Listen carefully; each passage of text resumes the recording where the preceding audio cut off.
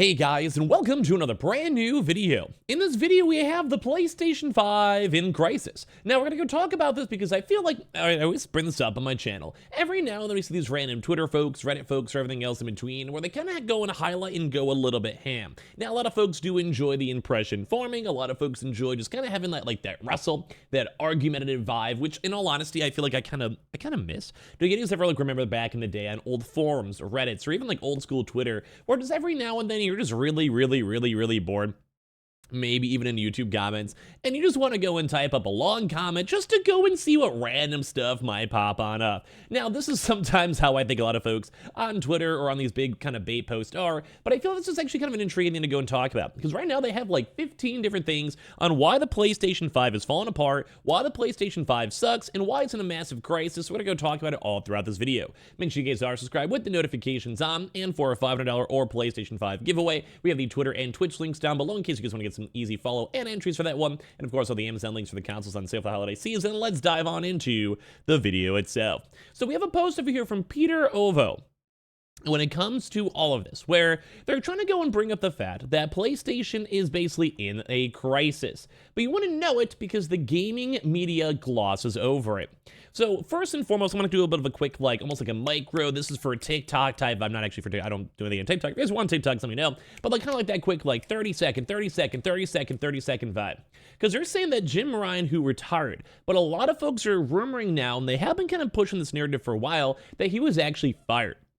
Now, this would actually maybe make sense too, and I don't want to say embarrassed during the Activision acquisition stuff. It could go a 50-50. Number one is that they were fired. It would kind of make a little bit of sense on why there's such a long period. I mean, it can kind of go either way, not to be a biased side. Or let's say you want to go and move on.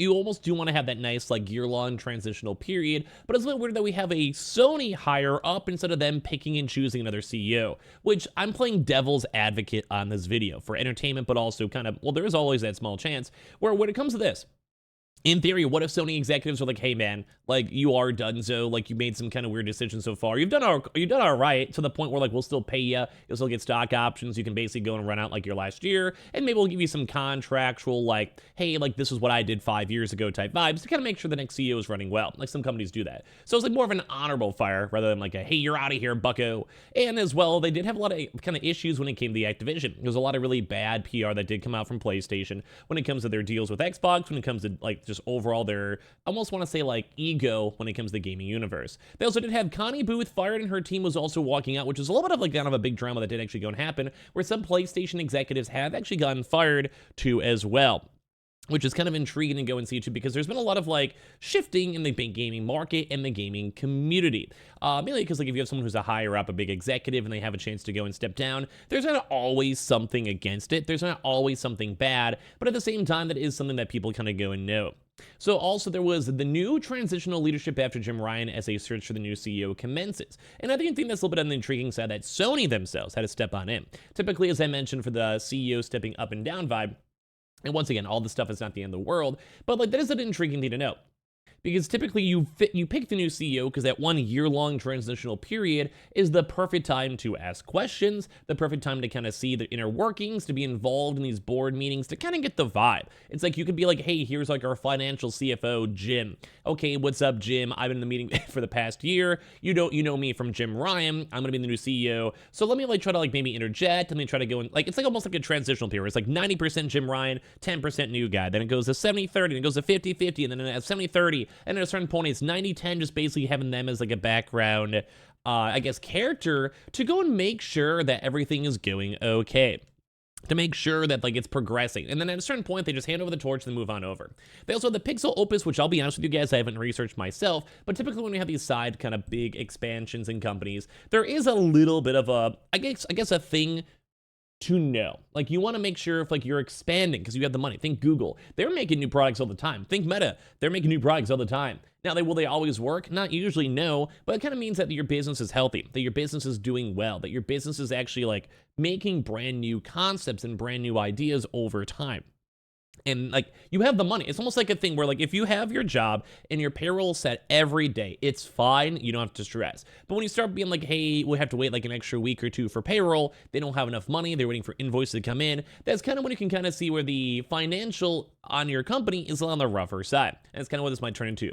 So also Bungie, which is actually maybe a bigger regret. And I almost want to do a deep dive video if you guys ever want to let me know on why Bungie was actually a horrible acquisition so far. Because right now they did go and spend $3.6 billion in acquisition in a crisis as they failed to meet revenue targets.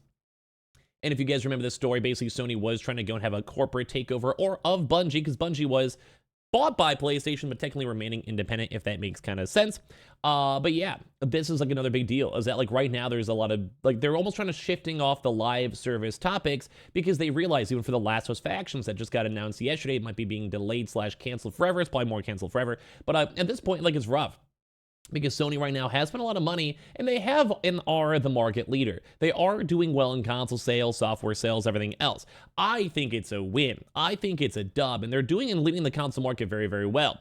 But with the fact of that, like they lost money probably so far on Bungie. They're going to have to turn that game around. They've had a few games that have now been canceled that people are curious on where they're going to be at. And while this is like a doom and gloom situation, I think at the end of the day, like just for the sake of like clickbait title or whatever, is like I think PlayStation's going to be fine. I think at the end of the day, they're going to still make a lot of money. They're the console leader. They have very, very big revenue streams. But don't forget, they are kind of still taking a blow with losing Activision. They are taking a blow with Bungie maybe not being able to compete with Call of Duty as well as people would maybe be expecting. And of course, for that too, they still don't have a proper good FPS game. I mean, they're making money on Fortnite, etc. too, don't get me wrong, but still. They also don't have too much going on for the PlayStation VR 2, where even people who I know who have bought the PlayStation VR 2 have not brought it up. We haven't seen a brand new big showcase, like showcasing up like huge AAA VR games. Like I want to go and see something cool like God of War in VR, because that'd be an awesome game to play in VR. Imagine like having the axe, you're just swinging around and doing that stuff. That'd be sick. That'd be dope. I would love that. I would play that myself. That's a win. That is an absolute win to me. But at the same time, they still haven't done it. And they've done something with Horizon, sure. But at the end of the day, we kind of know it's a little more of a weaker IP from PlayStation. And then 6 of 12 gas games canceled. So I believe that's games always on like service, like those types of games. Like think like a Bungie type style game. So right now it might actually be like them also maybe switching around what they want to do long term. Now, crisis might still once again be a harder word, because they're still working towards stuff. They're still making money. The company is profitable. They have some big banger games such as Spider-Man. And that's what makes me happy to see. I want to keep that and seeing them making those games, but I want a little bit of a mix-up too as well. Like PlayStation does single-player games very good, and I will never take away that niche. But sometimes you want to see new fun multiplayer games. Sometimes you want to see FPS games or fighting studio games or racing games, and all those are very, very lackluster when it comes to, well, stuff. They also have a low operating income despite impressive revenues in console sales, because they're spending a lot of money, whether it's for like say PlayStation Studios, which they are trying to go and reprimand and maybe do some layoffs, thing for Bungie, or as well for other game studios. And on top of that too, like it is something that's a little bit on the worrisome side. There also is no first-party games roadmap. And right now, it does kind of seem like folks are kind of concerned about that, because right now there's no major big games in the list. Like right now, we know Wolverine's coming probably 2024, which is good. Like that's a good win. But what else throughout the rest of the year to kind of pad out the year? Like one good game is nice, yeah, but are people going to buy a $500 console just for one game? No, I mean the backlog, yeah, sure, but no. And then part 2 is that we need something to look forward to. Now we do have The Last of Us Part 2, like kind of bump up for PS5. That'll probably be nice. That'll probably drive some sales. That'll be good. But at the same exact time, too, as well, it's like we need something else throughout that 11-month period or so. I don't know. It's hard to say.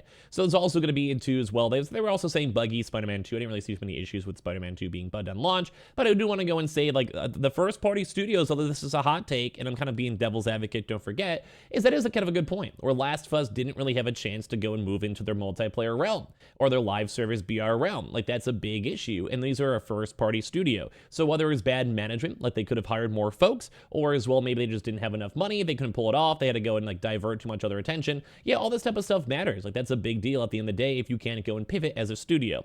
And as well, they only said only one first party game too as well, which they're comparing to Xbox and Nintendo as not being the best thing.